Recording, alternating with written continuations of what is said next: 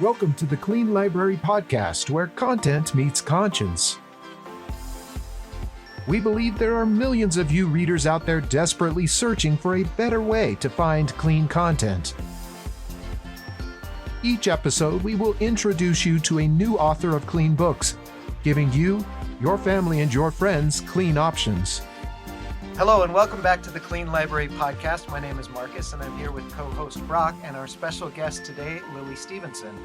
Born at an early age, Lili spent most of her life as a Lake Effect kid, thanks for the reference, Fall Out Boy. She thrives in dichotomy land, loves to exercise, but also loves to sit and write. She struggles to fill out race questionnaires and could speak every language in the world if she could. She's known as World Cricket Girl on social media because she has traveled the world introducing empowered cricket, a unique way of teaching personal voice and personal boundaries to help individuals prevent and heal from trauma. Welcome, Lili. Thanks for being on the show with us today. Thanks for having me. This is awesome. Absolutely. So before we jump into your story, we're going to read your 2 truths and a lie, and then at the end of the episode, we'll try to figure out if we can riddle out the lie here. So, number 1, I hiked the highest point in Ireland. Number 2, I went wild swimming in Scotland. And number 3, I traveled to Sri Lanka in the middle of a presidential coup. All right. Wow. I think I'm going to have to find out what wild swimming is before I can guess. So we'll have to get that into the conversation. So tell us your story. How did you get here? Why did you want to be on the show, and go from there? I think I think there's a lot of, stereotypes when you hear clean literature. Yeah. And I think there's almost like almost like a holier than thou kind of idea. Oh, well, we are representing clean literature. And what does that mean? And historically, what does that mean? And what does it mean now? And I really think there's room for conversation, which is clearly why you guys have a podcast on it, about what that truly is. One of my favorite books is Fahrenheit 51. Okay. Would some people consider that clean literature? Would some people consider that not? And why? It's like, what are the nitpicky bits of it? And so coming into where I am, which quite honestly, we don't have much, time for my whole story because it's insane. But what has brought me here is the idea that we have been commanded to mourn with those that mourn and comfort those in need of comfort. And because life is not clean, it's not, that's not why we're here. And so for people to be able to tell their messy stories without judgment, I think that is there is room in this for, healing literature. Does it have to be graphic? Not necessarily. Does it deal with weighty topics? Absolutely. Because unfortunately, that's what mortality is about. And I want to be able to say that, write your messy stories. This is definitely not well, sorry, you can't write literature if you haven't had a perfect life. It's like, well, how many books would actually be written then? Right. Yeah. Look at the scriptures. Is the scriptures clean in literature? Have we, read the section on Lot? So I guess that's why I'm here. That's why I wanted to have that discussion with you guys. And, let's talk about it. Yeah, that's awesome. And great points. And I think one of the reasons why we picked the word clean is just because it is such a loaded word and so subjective to different people's.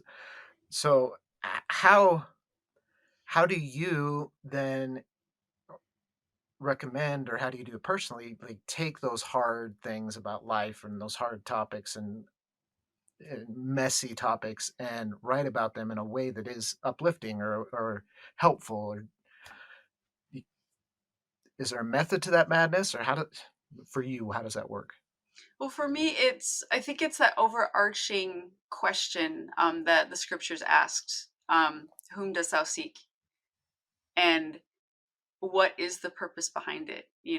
Is it Mm-hmm. to, my mom always used the word titillate, is that why you're Yeah. writing it?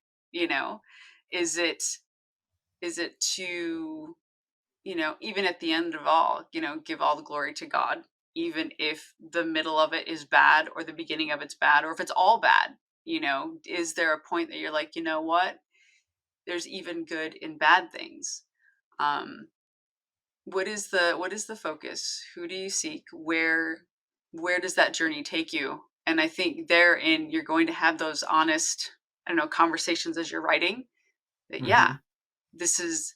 this is clean, even though take a look at all of these words and all of these things that are absolutely horrible, that you see on the news, but still come away from it saying, all right, but this isn't the end. This isn't the defining. This isn't,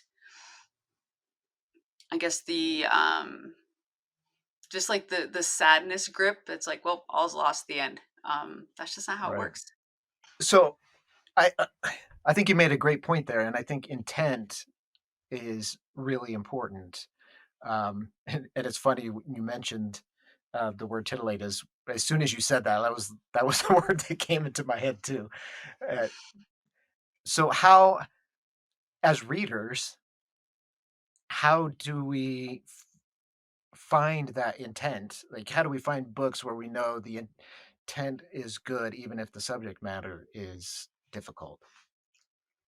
Honestly, I think it's that I think I think you can read the back of the book and you'll know straight away. It's like, oh, I think this is going to be something that will be uplifting. I mean, even on the jacket of my memoir, um, the review is that you watch the ebb and flow of this woman's journey to come back, and to basically overcome everything. It's like, oh wow, okay, we can see that this is not going to be a great ride, but there is that positive, um, oh, what's the word?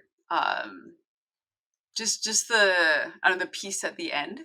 Mm-hmm. And that doesn't necessarily mean that all stories end that way. Also, it could end in still a personal conflict. Who am I?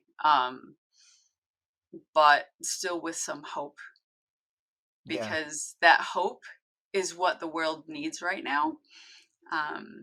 In the midst of all the rubbish that's going on, it's like there is Yeah. hope even in those. And so that's what I think. It's just, you can justify anything, right? Mm-hmm. Reading the back of it, oh, this wouldn't be whatever. It's like, really? What are the words there? It'll take you 2 seconds. Yep, this will be something good. Maybe this isn't so good. And then you move on. Because I have a friend of mine. I have to tell you the story. Okay. She's older. I've been helping her clean out her stuff. And I had this pamphlet I found, and I said, what would you like to do with this? She's like, well, what is it about? I said, well, it looks like it's about, I don't know, it was like some finance thing. She's like, no. So I put it aside, and we were just going through these books. And she finally said to me, I don't have a lot of time left, and I'm very particular about what I read, because if I die tomorrow, if this is the last thing I read, will I have wasted my time? And I was just like, oh, Wow. yeah, that was so. And then there was like someone from a different faith had brought her something, and she's like, no, I'm happy with my faith. I don't want to read that. Put it aside. I said, all right. But she's looking at it from the, she's had, as we say in cricket, she's had a good innings. And so what she's got left, she just wants to make sure it's that intent. She's very intentional with what she reads, because she knows there isn't much time left to read. Mm-hmm. Yeah, and that can be difficult when maybe you started a book and the story's good and you get halfway through and suddenly you hit parts that maybe you don't want in your head or you don't want to read, and now there's that. It can be hard to stop because you want to know what happens with the rest of the story, and I think that's a great example or kind of thing to live by, is in that intention. Is it worth finishing if I already know this? I don't want this in my head, or should I move on and not waste my time on it? Yeah, or do you take the 10 pages and, say, okay, are we getting to the point, or is it a theme where now it just keeps popping up? And again, when you have that intent, whom seek ye, you will be able to know that for yourself. and be able to say, oh, why was that put in? Why was it written this particular way? Intent, Mhm. intent, intent. I'm seeing a theme. It's a good one. Yeah. So to dig into that intent a little bit more, I'm interested. So something we've sort of discovered as we've had these conversations before is that part of the intent about writing hard things is to create connection with the reader, right? To create a space where they feel safe and related to the and can relate to the experiences of whether it's a memoir like yours or characters in a book. And again, many times it needs to be the hard elements and concepts of life that sort of create the intent is to create that connection, to allow them to relate and potentially to process and work through some of the challenges that they've been through. How do you do that? How do you address those topics while keeping, and I think you said it really well earlier on, with keeping the graphic nature out but also creating the realism of talking about hard and messy things, that allow somebody to feel connected and safe in and can relate. Well, I think coming from those experiences, you at least, again, this is all, personally speaking, Sure. from the writing school of Lili Stephenson. I didn't want to be in those situations in the first place. So why would I graphically describe all of those things that happened when I didn't want to have them in the first place? Why would I want Yeah. someone to have to dig through all of that when my purpose is just to let you know, umbrella language, this is what happened. I can drop 3 words. Oh, wow, but that was horrible. Yes, actually it was. And then this is as I was, processing all of these feelings and all of this, I don't know, rubbish is the only word I can think it is because that's what it was.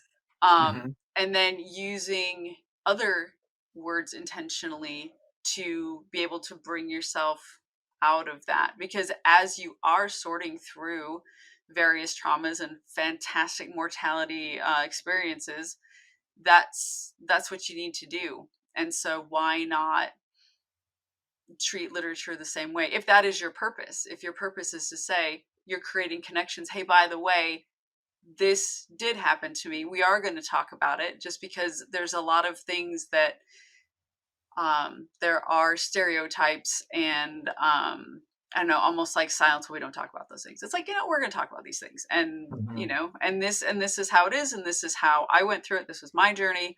Um and yeah, I'd like to help you because it's a rough place to be in, especially to be stuck in for so long when we don't need to be. I mean, mortality is not a sentence. It's not a punishment. It is definitely a learning place, and unfortunately, there are people who use their agency in not a way that is helpful. Yeah. And then that just provides other learning opportunities for other people that shouldn't have to. But the reality is, this is this is life. For example, I've got a mate of mine in Scotland who's writing his memoir that, just a little bit like his mom used him to do drug deals. Okay. So, and you should have him on. He's amazing. But, but what a horrible thing. But Yeah. that was his life, and that's something that he's writing about now to share what he's overcome. Um, yeah, we're all here to help each other. And so why not? Yeah. So, out of curiosity, because I know there's a lot of discussion back and forth online about this. How do you think that books that deal with these kind of things need to have some sort of warning up front, whether you call it a trigger warning or whatever else you want to call it? Yeah. Um, what is your view on those? I was the first book I picked up that had that. It was interesting. I was curious about it. I didn't end up reading it, quite honestly, because I didn't have the time. But then I thought of my friend, who said that, about I only have so much time. What am I putting in my head? Um, I I'm kind of mixed by it because back in the day we didn't have those. You just read it. Right. Um, but I think if you are in a healing process, it is kind of nice to kind of put yourself in like, okay, this could be triggering. Um, there's a book, The Body Keeps the Score, and it's incredible. I read it halfway through, and yeah, I had some massive emotional breakdowns. And I should have known. I mean, what it's about. Your body holds trauma, and this is how it reacts. Hmm. Um, but I was talking to a mate of mine at one of the schools I was at, and she asked me, she says, "Oh, is your memoir triggering?" I'm like, well, yeah. She's like, "Oh, I don't know if I could read it." And I was like, "Oh, okay." She said, but then she said, "Because I don't think I'm ready." And I said, there you have it. So in that case, putting a warning on because you're not sure if you're ready. But then if you pick up the book and you know the topic, it's kind of like it's already there. So Hmm. Yeah, I don't yeah. know. It was just a weird thing to me because I'm like, I don't know, read it. But I don't know, I'm kind of old school, so but I can But I think understand it's though. Yeah. Yeah, I think it's a really good point, though. Everybody is on a different journey and path to healing and recovery for any sort of trauma that they're on, and it's the more people I meet going through that, and the more I understand about the process. It's interesting. Sometimes you're ready for that. Sometimes you need the trigger. Sometimes you need the heavy, and walk through it. And then other people are at parts of that process when they can't. And just like your friend said, I'm not ready just yet, and I know I need to work towards that. And so I think the full spectrum of experiences, and then obviously also books or content or memoirs or whatever that help people. I think both sides there's value to, now that you sort of say that and I think through it. Um, because everybody has to go on their own path through that, right? Mm-hmm. Yeah. No, yeah, it's very true. And but then on the other hand, you don't want to be able to use that as a crutch to never go through what you need to go through, to just avoid facing it. Yep, So yeah. avoidance is a fantastic way to not do anything. It's incredible. It's a great Yeah. way. It's in one of the sections in the memoir. It's a couple of times where it comes bringing it up. It's like, why do you have to feel so horrible in order to heal? Like it seems counterintuitive that you feel like you're breaking apart. Well, I found Hmm. out later that those who have experienced basically their boundaries being crossed by those who are supposed to be caregivers, that actually those emotions are high sensitivity. So someone who hasn't experienced that kind of trauma would feel, like sad, depressed, um, whatever. And somebody who has had those experiences, it's like it's through a magnifier a hundred Yeah. thousand times, where it is a very physically painful experience. And so if you're like, hey, I'm going to go break my leg or snap my ankle like I did walking to work last year, um, it's not something you just want to stand up and go, oh, yeah, I'm next. Definitely want to feel that. Um, but you come to a point in your life where at some point you realize I'm in this hamster wheel. I'm not getting out of the hamster wheel. And the only person who can take me out of the hamster wheel is me. And when you have those things happen to you, as children, or even if you're in abusive situations as adults, when you feel like your power has been taken away from you, then you don't see any way out. You're like, this is my life, because you had been in situations before that you literally could not get out of. If Hmm. you're being beaten in a corner when you're 6, where do you go? Yeah. And so then it's like that ability to act and choose, which is where the empowered cricket comes in, is that it teaches you, hey, I have a voice, I can act, I can make decisions. And so through that, it kind of makes you connect back to the world and say, okay, now what else can I do? And it's amazing. Yeah. This is a bit on a tangent, but came to me while you were talking, is for many years my career was in law enforcement, and one of the things that always bugged me is you would have this really horrible case, a horrible crime, and the jury just wouldn't get it. Like and you wanted to say, imagine if this was your wife or your daughter or your child or your son. And I learned that you can't say that because people can't actually imagine that. Like it's not real. If you haven't been through it, if you're not involved in the effects of it, um, it was just it felt like a good argument, but it wasn't. Like it actually turned juries off because they couldn't actually imagine that happening to someone that they loved unless they'd been through it themselves. So same set of facts, but two different people have very different experiences listening to those facts or experiencing them. Oh yeah, it's true, because you want to say, oh well, that wouldn't ever happen, and there's times Right. in the memoir, like, I find out things, it's like, okay, this stuff doesn't actually happen, does it? Oh yeah, it does. Oh, does that happen to me? That's fantastic. um and so in there are some cases, I would say a lot of times, where when people find themselves in these horrible situations, logically on the outside, you're like, well, why are you there? Why don't you, get up? Why don't you leave? Why don't you, because logically you're in there. Well, again, if you've had these things happen to you as a child, as a younger person, there is this conditioning of something bad's happened to me. I need to stop and I need to allow it to happen. And so even though Mm-hmm. you could be a bigger person, you could be an adult, you could be whatever, but there are just those patterns that unless you face them and you make new patterns. And so Mm-hmm. then there's almost like a lack of sympathy, like, oh, well, why'd you say that? You could have left, you know, Right. why did you, get in the situation? We had a family thing happen, and I was I was very mad because it was kind of that conversation. Oh, well, they could have just left.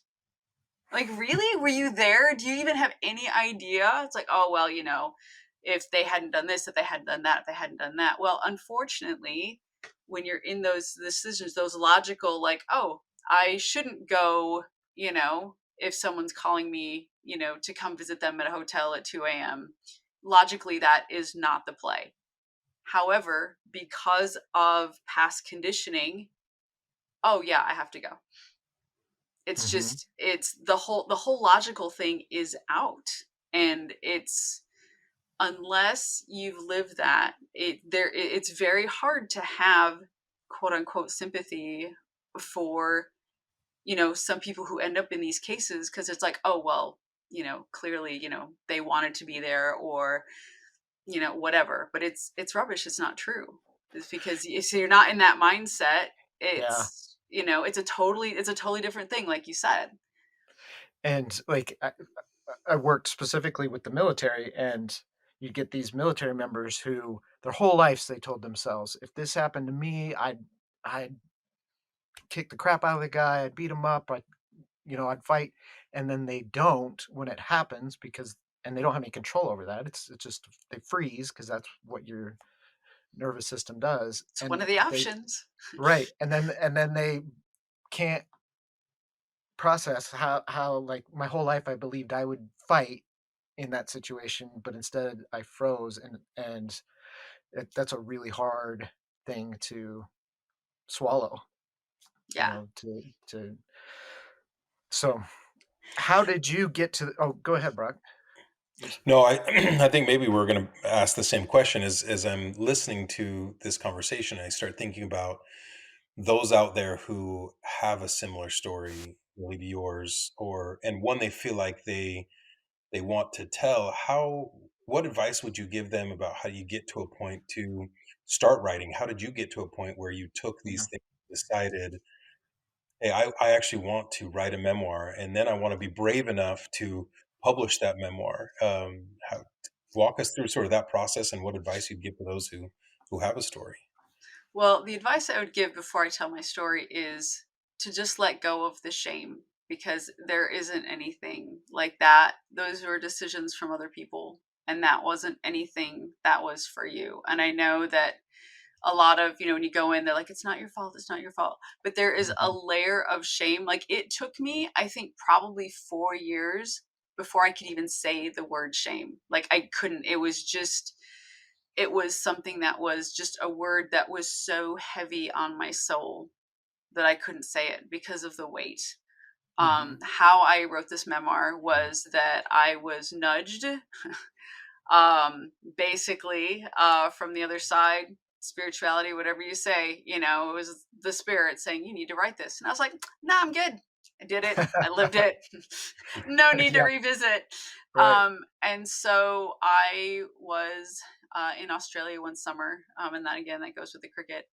And like the kids would go to bed and I would just stay up and write. And a lot of it is communications, it's emails, it's journal entries. And so it's like I just kept compiling and compiling and compiling. And then I was like, well, I guess that was it. And that was like kind of like the first draft that I ended up sending to the boy that I gave up for adoption. And I was just like, here, we haven't really talked. Had we talked, this is what I would have told you. And that's the name of the memoir, what I would have told you. So sent it off Mhm. to him. And it was really cool because he wrote back and said, maybe someday I'll tell you my side of the story. I'm like, great, that'd be awesome. Oh, wow. And then and that was all it was. And then I got another nudge. You need to, kind of flesh this out more and make this so everybody can read it. I'm like, no, I'm good. Thanks. Look at, I did the first draft's fantastic. He's got it. Yeah. It's wonderful at the end. And it wouldn't go away. And so I was like, okay. And so then it was more like connecting stories. It wasn't so much like, here's an entry, here's an entry, here's an entry. It's like, okay, now I've got to lead, one point to another, and try and create some sort of a character arc. And I actually ended it at a very horrible place. And I was like, and that's what I would have told you at the end. And my editor was like, you can't end the book there. I'm like, oh yeah, it's good. I'm done. I'm done. Well, then when I went to LDSPMA, I actually met with someone and, she's going through with everything. She's like, you can't end it there. And I'm like, I'm good. And she's like, I would like to see another 5 chapters and I would like to see this, this, this, and this. And I was like, oof, all right. And that was when, October, when did we have LDSPMA? Cause that's where I met you guys. Yeah, Yeah. October. Middle of Yeah, October. okay. Yeah. So Yep. I've Yeah, written 1 page. It's January. And I was just like, oh, I do not want to do this again. But there's levels, right? So it's just like anything, line upon line. I had journal entries and I had a very stiff, here it is, just kind of a very factual. Then this one I've written, the emotional part. And now mhm, it's the rest of it where she says you have to finish the character arc. You have to talk about how you now teach this, because I didn't go into the whole cricket. I didn't go into anything. I was just like, this is my life now, trying to sort it out. She's like, because it didn't really end there. This is where we are now. It's like, right. uh, so anyway, so there'll be a little extra at some point very soon, because I know I have to get that done, to show that there is that healing, but you have to want it. Right. So how did you find her, the person that you would trust to read it and give you that advice? Oh, honestly, again, the Lord sent me to her.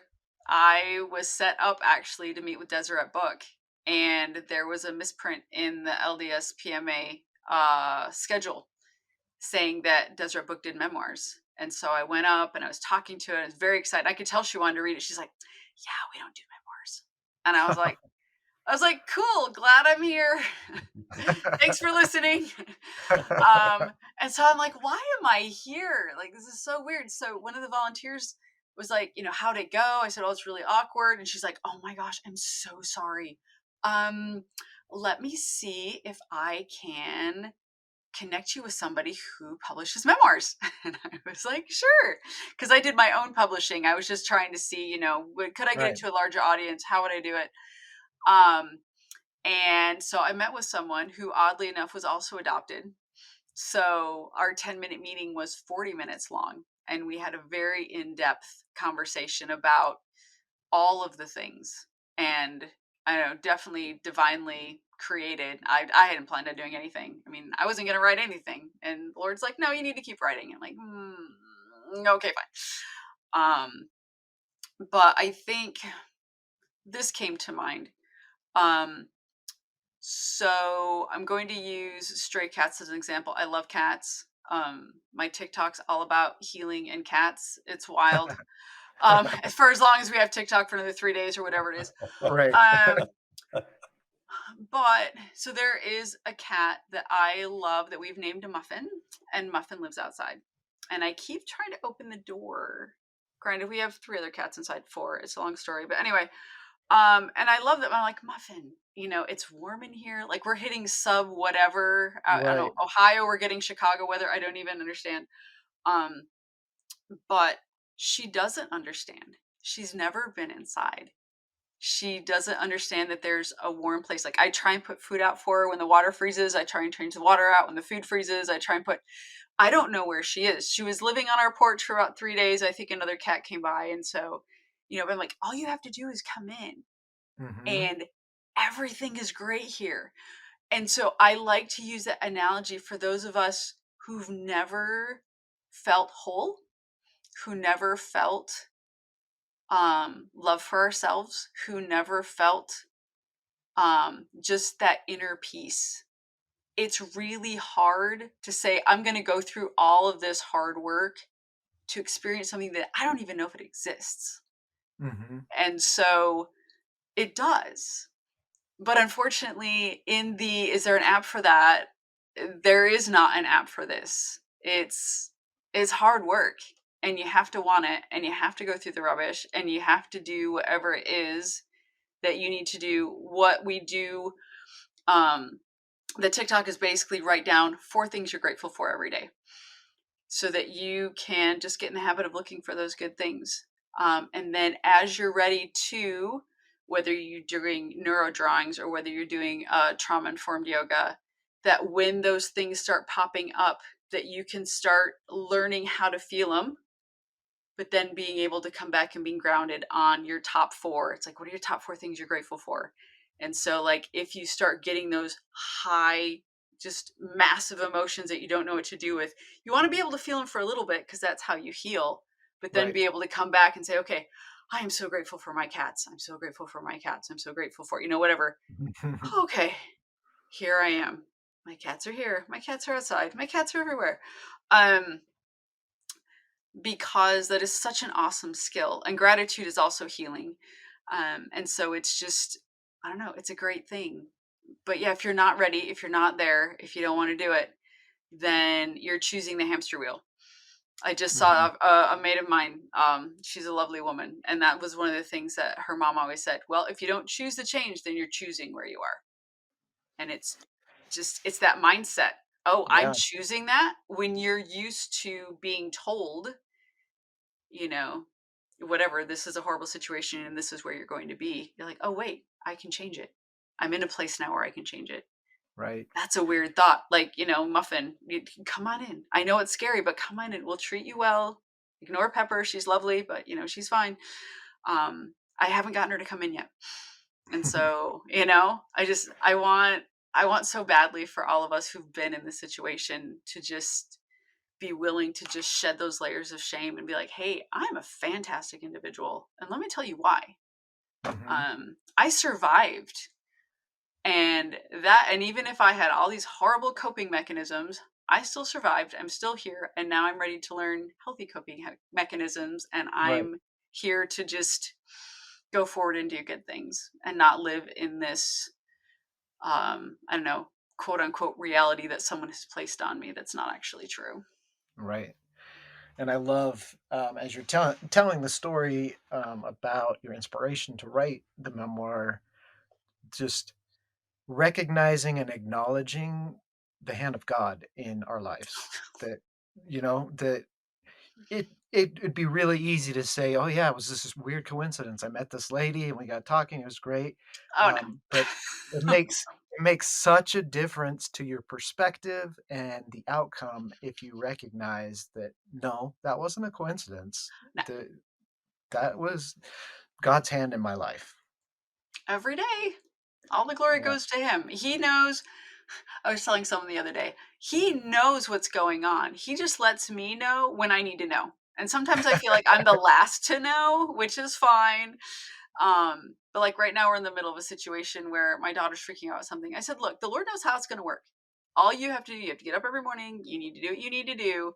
And he's got it sorted out. And at some point it'll be like, oh, this is how it works out. And you go, oh, okay, that's great. I didn't think of that. Thanks for that. And then, Yeah.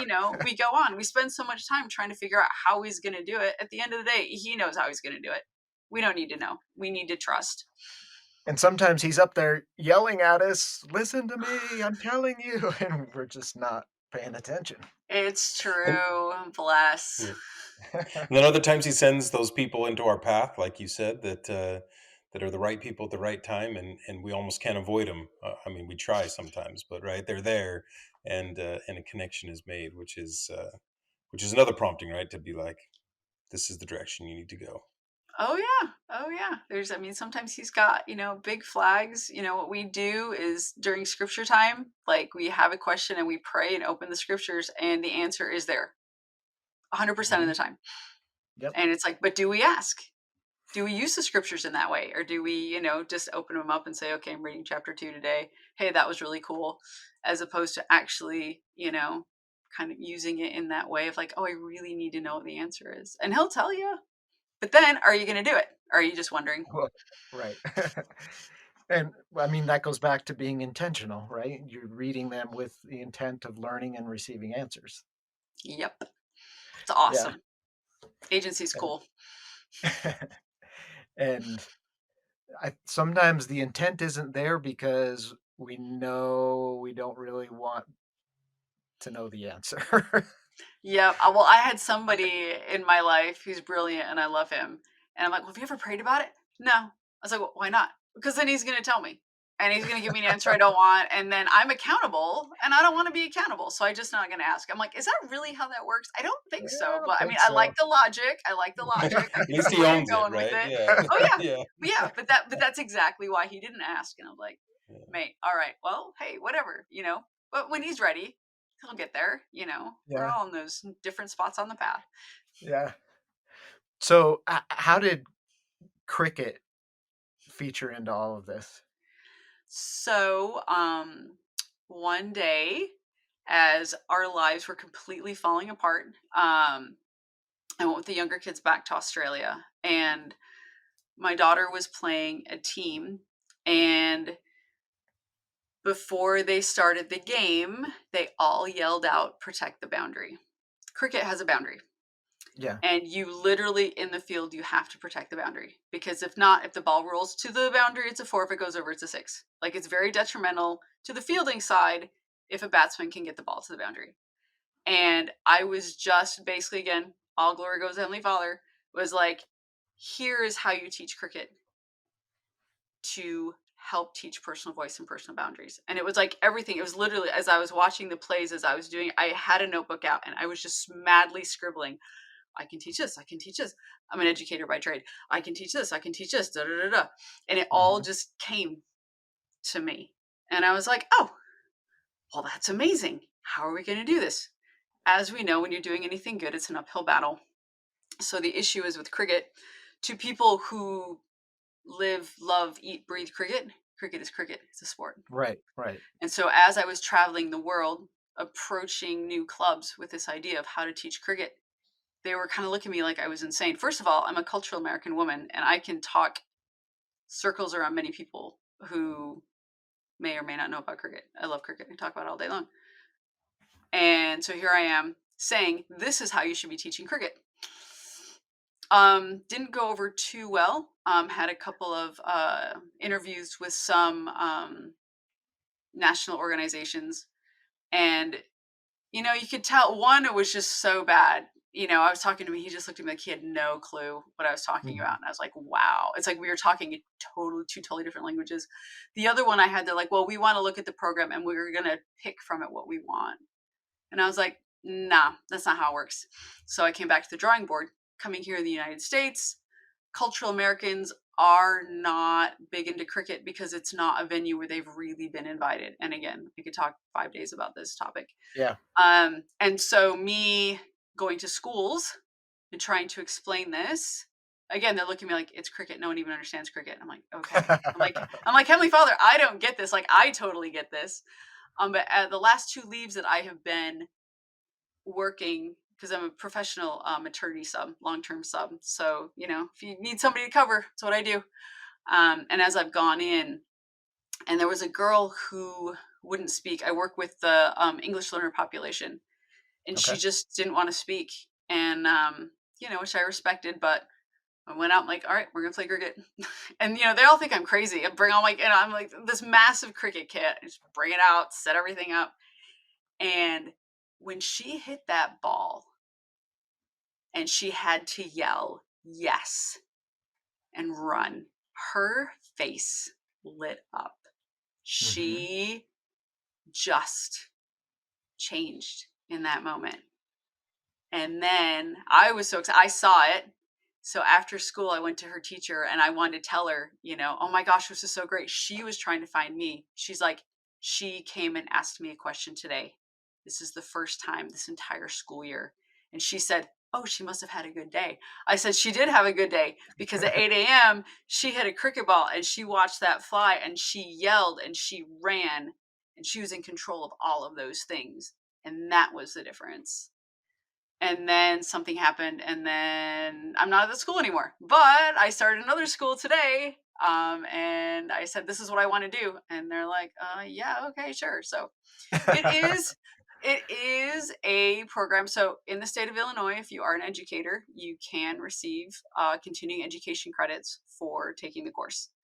You can be a certified facilitator. I teach you everything about it. It's all uploaded onto Moodle. In Ohio, I found out that they do all their continuing education credits by school district. Are you joking? You have to go to each one. Oh. Again, so I think of my friend as like, okay, how much time do I have left on this earth? And is that going to be something that's going to be beneficial? So, I mean, I'm sure word of mouth will spread. But it's brilliant, but it's not because it's my program. The Lord was like, I need you to do this. And I was like, all right, well, sure, of course, because who's going to do it? And then my son, who's serving a mission for the church right now, he's played cricket since he was 7. He has decided that he is going to try out for the Olympic team, because the short form of cricket is going to debut in LA 2028. And he just said, I'm going to do it. I'm like, all right, well, then let's do it. So he comes home in the middle of March. He's going to just start training, and he will be one of the first cultural Americans, like, period, to be in that spotlight. And so we're going to be doing a lot of social media, just a lot of stuff. And so we're like, well, the Lord inspires you do, and then you see at the other end why it is you did it. So yeah. And it may be that it's so effective here because there's no preconceived ideas or notions around the sport here, because people just don't know it. So well, yeah, and it's basically it's a new way of teaching it. And so, because as soon as you're in gym class, guys, and you go, okay, we're playing basketball, what's divided? The class, the kids who've been playing it since they've been walking, and the kids who hate it. You already have no unity. Whereas it's like, hey, we're going to learn this game, and it's like, okay, what is this game? But then if you're teaching it in this way, this is the only way they know how cricket is taught. Yeah. And it's a kinetic social emotional program is what it is. And it's brilliant because it wasn't my plan. I'm a clever girl. I'm not going to lie. I'm a super clever girl. No way on the planet I could come up with this on my own. I mean, okay, let's look at this plot line. Cultural American woman randomly ends up finding out about the sport of cricket and changes the world. I don't know. I wouldn't come up with that. I mean, that's wild. Right. Okay, sure. Who's writing this story? Who's got the script? I need to look through ahead and see how it ends up. But anyway, I wake up and say, oh, here's chapter 528. Let's see what we're doing. Cool. So if someone wants to learn about the program or get certified in it, they can go to your website and it's all set up. And so, you remember how I said when you're going up the mountain and when it's really hard, that means you're going in the right way. I have a website. It's empoweredcricket.org. However, our web designer took mental health leave a few years ago, and I haven't heard from him. And he has all of the passwords, has all of the other Mm, websites that I have that I can't develop on my own. So the best way to get a hold of me really is Instagram, World Cricket Girl, Facebook, I'm Lily Valley. My email is, I don't know, should I just give that out? But anyway, it's the same. It's all World yeah. Cricket Girl. I mean, it's literally World Cricket Girl. I'm I'm all Yeah. over doing this. Yeah, because then I can set it up. Because even with Moodle, like I cannot get it to auto load. Like I literally have to hand enter everyone that wants to take it. It's this glitch, it's that thing. It's, oh well, if you just had this piece of information, which I don't have because my web designer has Yeah. it. Like it's it has been challenging, Yeah. frustrating, but I'm like, well, there's a reason for it. So I just keep rolling, saying, all right, well, we have to do it this way, and we'll Yeah. do it. I can understand that. I've built some courses in Moodle before, and there's some great things about it, but also some very difficult things about using it. Hmm. Yep, and that's where But the book is too. That's where the memoir is, and it's another okay. thing. We were trying to set up a whole landing page and stuff for it, and it won't work. It's like we've reserved the name and everything, and there's a thing. It's like, oh, you don't have this name. It's like, no, we do have, this is our website. It's like, no, you don't have it. And like I'm like, you know what? Okay. And then I got the impression, upload it with your Moodle. I'm like, okay, so we have a digital book on the Moodle, and we have we have the traditional cricket, rules, the technical bits about it, and then the social emotional aspect piece. So it's like a little triple. Here it all is on the And it Moodle, all goes empowered together. cricket. Yep. Very cool. There you go. Well, I can't believe that it's already been this much time, but we're about out of time. This has been a great conversation. So we need to get back to your two truths and a lie. Mm-hmm. Before let me pull those up again. I'll read them again. All right. Number one, I hiked the highest point in Ireland. Number two, I went wild swimming in Scotland. And number three, I traveled to Sri Lanka in the middle of a presidential coup. Okay. Hmm. Brock, what do you think? Well, this it's been harder to try to tease some of those out with the topics that it's and so we haven't really got into any. So this is going to be just a wild guess, but I'm going to say number one is the lie. Okay. Okay. Maybe that you've been to that you've just Been not to hiked to the yeah, to Ireland, but not to the highest peak maybe. So Okay, so then, I mean, I think traveling to Sri Lanka makes a lot of sense because it's one of the areas of the world where cricket is a big sport, and you lived in Australia. Um, I traveled to Indonesia many years ago during a presidential coup. It's a lot of fun. I know what that's like. Um, I still don't know what wild swimming is, but It's just out in the open ocean. It's oh, called okay, wild swimming. Yeah. gotcha. All right, okay. So wild swimming in Scotland, I know that's a thing. Yeah, so kind of shooting in the dark too. So I'll go with my strategy that did not serve me well last season, but I'm going to stick with it, and I'm going to call number two, the wild swimming in Scotland, the lie. There you go. So the only reason why I ended up in Sri Lanka, because that is the truth, is because again I was sitting in an Airbnb in Scotland, and I got the nudge, you need to go to Sri Lanka, and I'm like, why would I do that? It's in the middle of a presidential coup, and like I looked it up, and it's all like, you don't want to go here. This is crazy. Why would you book a flight here? Things are really bad here. Don't go here. And I'm like looking for tickets. I'm like, okay, and that was a wild story. But yes, I did do that.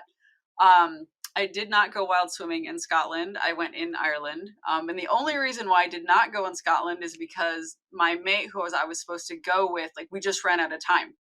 Hmm. But Ireland and Scotland are both cricketing nations, just so that you know, Ireland is actually in the top 10 in the world, top 12. And then I did hike Carrantoul, which is the highest point in Ireland. And actually, I did it after flying 36 hours. I met a woman on the train, and you fly into Dublin, and then you take a 5-hour train ride down to Tralee. And I met her on the train, and we were just chatting. She's like, do you want to go on a hike tomorrow? And I'm thinking, like, I flew from Australia to Indonesia to Switzerland, and and now I'm on a 5-hour Oh, train. And I'm like, sure. I'm thinking a hike. And it was a 7-hour hike. It was A 3.5 legit hike. hours up. wow. Yeah. And she's like, oh, just meet me here. So I got a cab, and I met her there. Like, I'm out in the middle of Killarney, like I have no idea what I'm doing. And she's like, and here we are. And I'm like, are we going up there? She's like, oh yeah. Well, she lived there. She grew up there. This is where she played. So she's going up and down like a mountain goat. And I'm like, oh my giddy aunt, how am I going to get up here? She's like, people died, but it's fine. I'm like, oh It's sure. fine. I'm looking at my shoes like I'm not prepared for this at all. I don't know what I was thinking, but this was not it. But one of the best memories I had, because it was just one of those weird things. I'm like, of course, as you do, that's what you do. So, Yeah, but I'll be going back up to Scotland and doing that for sure. As I'm cool. telling Jillian, I'm getting ready, taking my cold Cool. showers. That's Yeah. amazing. Well, Well, way well, to I win was, one, Marcus. Yeah. yeah. Well, actually, seeing that you've been absent for a couple episodes, this is our scorekeeper, Steve. I'm actually up 4 to Oh, nothing at this Oh, point. all right, 4-0. So I you gotta got, get I gotta get my game uh, uh face on going forward. But so, yeah. so I was actually flying to Indonesia with a college group, and the coup happened while we were in the air. So all of our parents back home knew that this was happening, and we had no idea until oh. after we landed. And so, yeah, our parents are all freaking out, and we're like, "What? We don't know what's going on," because it was back in before cell phones and everything. So Oh yeah. yeah, Wild. it was crazy. But anyway, well, Oh. thank you so much for being on the show with us and for taking the time to talk about your story and your work and your memoirs. And there's been a lot of really good stuff that we talked about today. So great episode. And for all of you out there listening, thank you, and please subscribe and share. Tell your friends about it so they can find new authors and new books and all these new resources that are out there they might not know about. So thank you so much, and we'll catch you next time on the Clean Library Podcast.